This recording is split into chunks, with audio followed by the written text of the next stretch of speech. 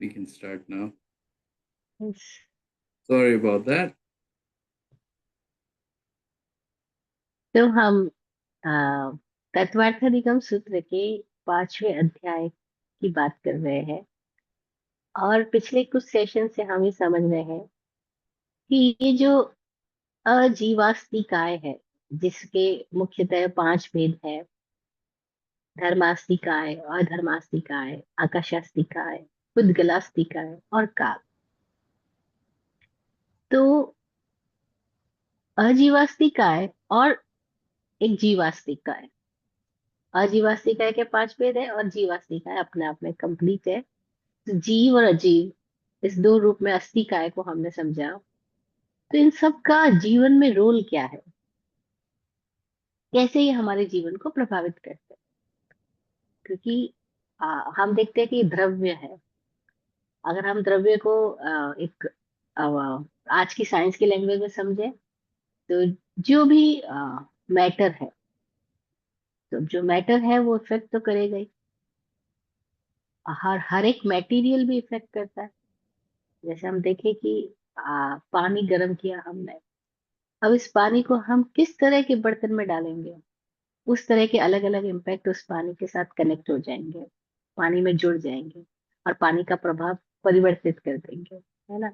हम गर्म पानी को लोहे के बर्तन में डालें, तांबे के बर्तन में डालें, सोने के बर्तन में डालें, चांदी के बर्तन में डालें, पीतल में डालें, स्टील पे डालें, कांच में डालें।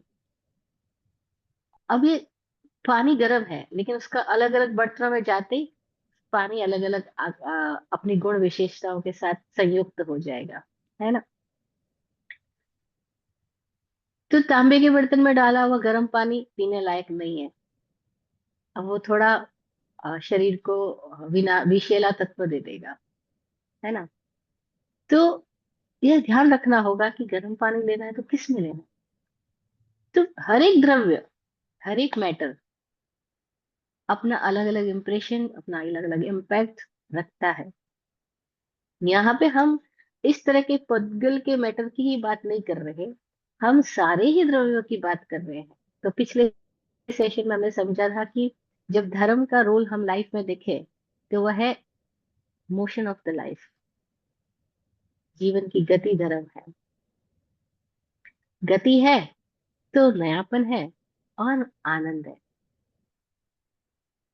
अधर्म का रोल देखे तो जीवन में ठहराव अधर्म है, बाधा अधर्म है, रोक देना, रुक जाना अधर्म है।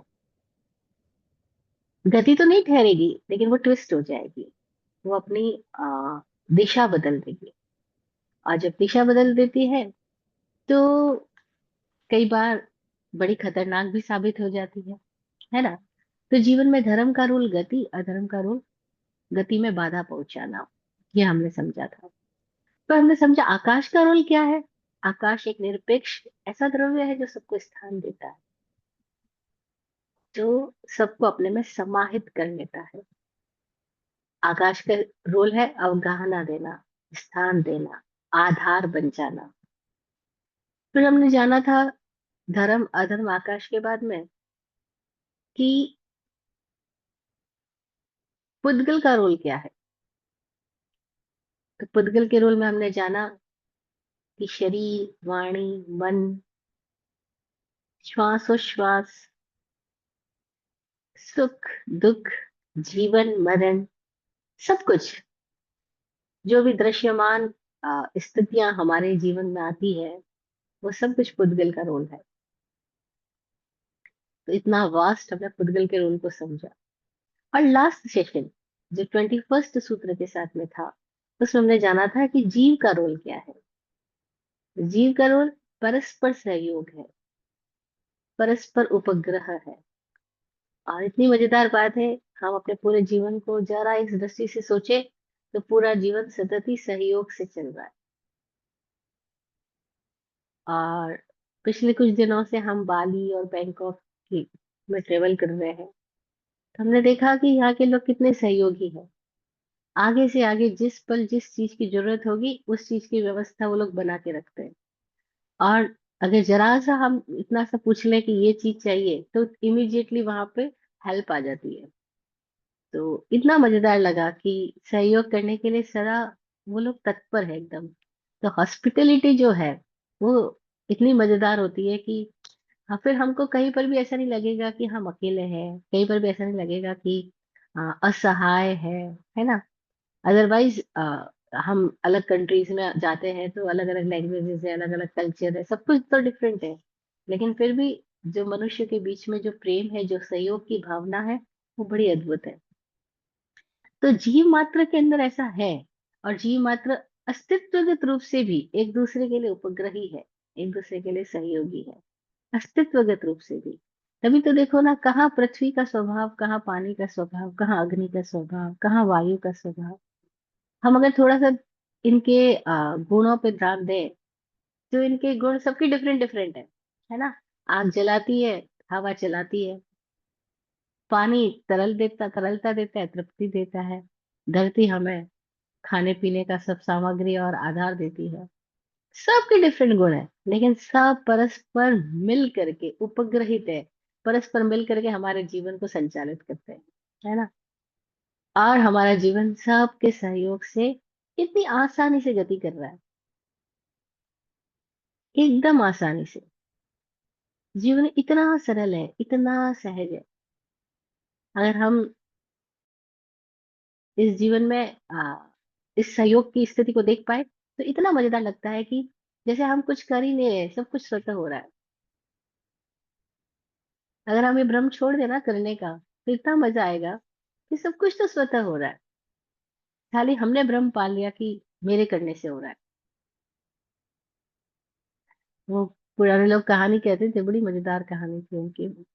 मुझे बहुत पसंद है वो कहानी। एक बैलगाड़ी है और बैलों को विश्राम करने के लिए रख दिया गया है। बैलगाड़ी चलाने वाला जो संचालक ड्राइवर है वो भी विश्राम कर रहा है। तो एक कुत्ता है, उसको भी विश्राम करना था। तो वो बैलगाड़ी के नीचे आके विश्राम करने लग गया, क्योंकि गर्मी के दिन है, सबको छांव चाहिए। तो उस कुत्ते ने बैलगाड़ी के नीचे आकर के लेट गया। कुछ समय बीता, बैलगाड़ी का ड्राइवर जागा, उसको अपने बैलों को लेकर दूसरे गांव जाना है। तो उसने बैलों को खोला और गाड़ी के साथ बांधा और लेके चलने लगा। तो कुत्ता भी जाग गया, वो भी चलने लगा। अब जब कुत्ता चल रहा है, बैलगाड़ी भी चल रही है। बाय चांस बैलगाड़ी रुकती है और कुत्ता भी रुकता है।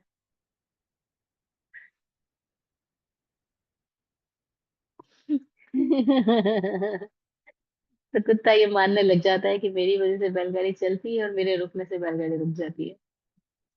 जैसे लोग नहीं बोलते, छिपकली ये मानने लग जाती है कि वो छिपकलियों के यहाँ शादी थी।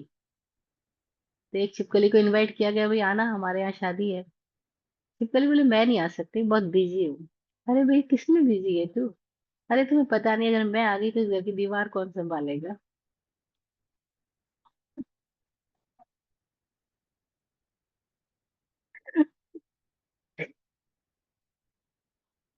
इस घर की दीवार को संभालने के लिए मुझे रुकना जरूरी है, मैं तुम्हारी शादी में नहीं आ सकती हूँ। तो बड़ा भ्रम है हमें भी कि हम कुछ कर रहे हैं। हमारे होने से दीवारें संभली हुई है, हमारे होने से घर चल रहा है, हमारे होने से समाज चल रहा है, हमारे होने से सब देश चल रहा है, हमारे होने। नहीं नहीं, जीवन परस्पर सहयोगी है। लेकिन जैसे ही घमंड कर दिया हमारे होने से हो रहा है, तो केवल घमंड हमको बाधा देगा, हमें हमारी दृष्टि को विराट होने से रोक देगा, संकुचित बना देगा। जितना ये संकुचित के साथ हमारा अहम जुड़ जाता है, उतना ही वो हमें पीड़ाकारी बन जाता है, कष्टकारी बन जाता है। और सीमित के साथ हमने अपने आप को जोड़ करके खुद को ही सीमित बना डालते हैं। बना तो नहीं सकते, अस्तित्वगत रूप से तो हम विराट है, लेकिन हमने अपने आप को सीमित मान लिया है।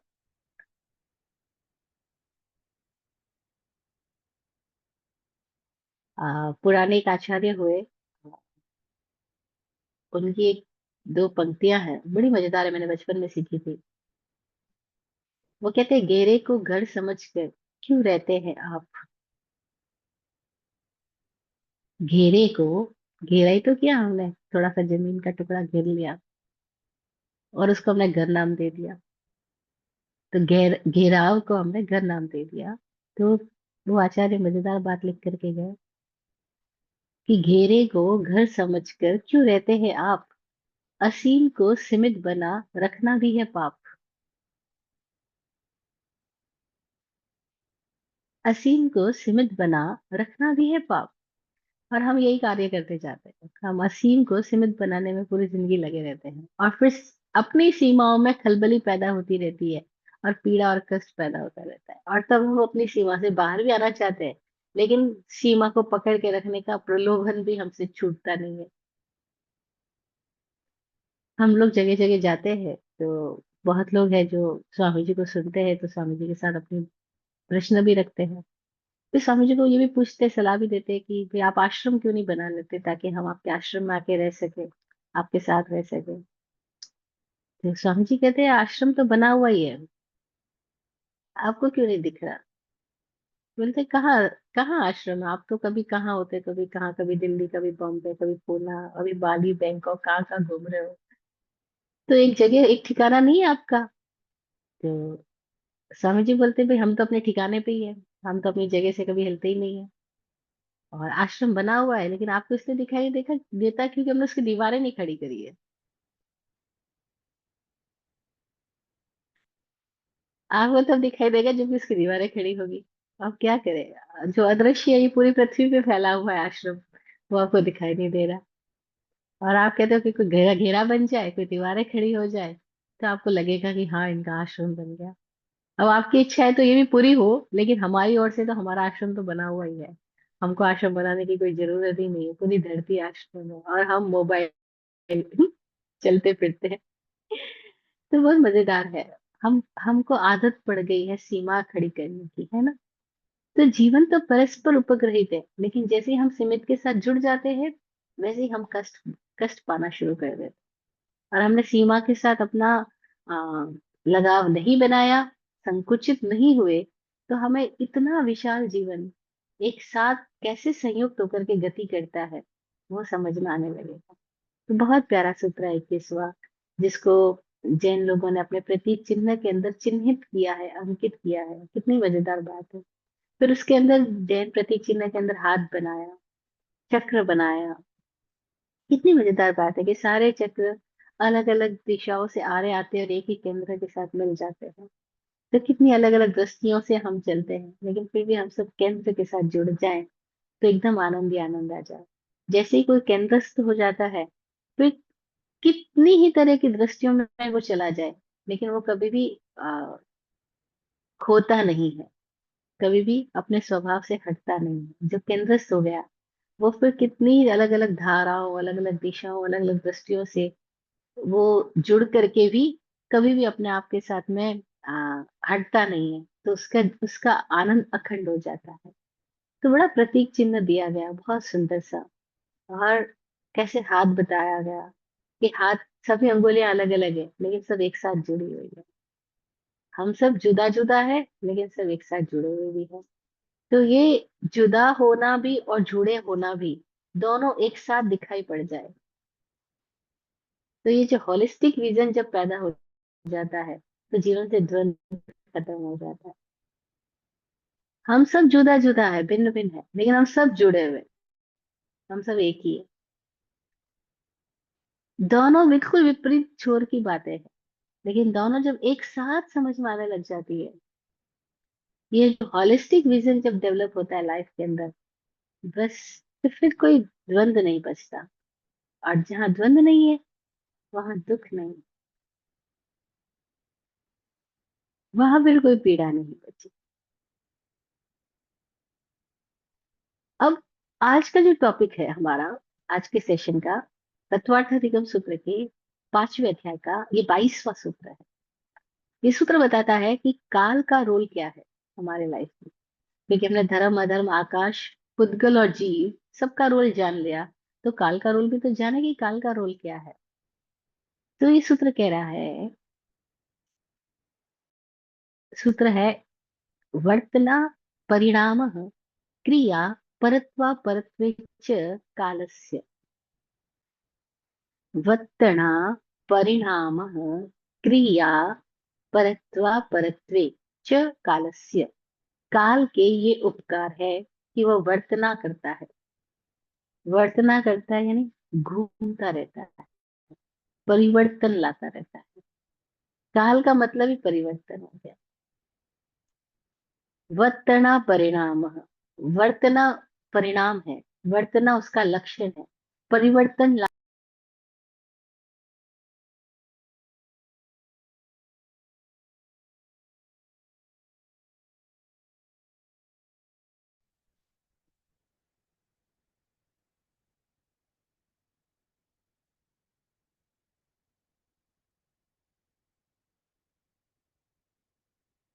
तो काल के स्वभाव की बात हम कर रहे हैं